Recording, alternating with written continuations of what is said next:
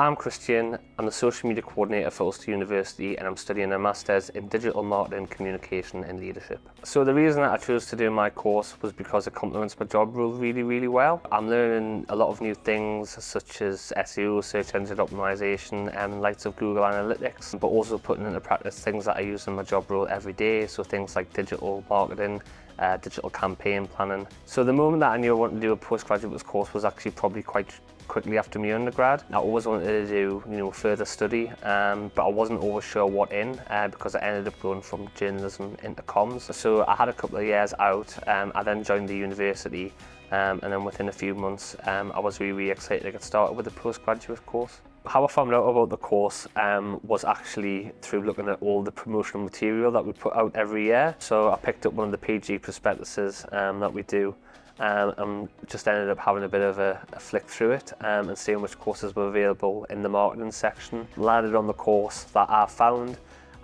decided to email the course director, and then she thought that would be a really good fit for the course. So if you're considering postgraduate study, I definitely tell you to go ahead and do it. I think the greatest thing about PG study is that it gives you the opportunity, if you're already working in a role, to further the knowledge that you have, but it also gives you the opportunity as well, if you're not working in a role, to go into industry with that fresh mindset and obviously bring the ideas that you've learned in the course into a job that you may be going into. So the skills that I've learned on the course so far would be the likes of search engine optimization and a bit around Google Analytics. So this isn't something that I would do day to day in my role, but obviously I've got an understanding of that now through the first module, how they work and how they can be a benefit to businesses and companies and other organisations. So the course has allowed me to build my network because most of the staff who work obviously on the course are based in industry.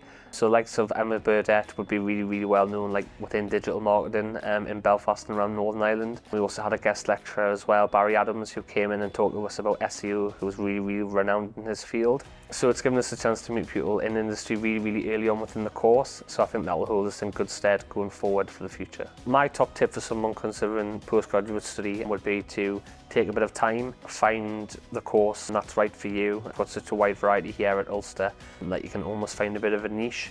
So if there's anything particularly that you want to learn about, there's always opportunities available.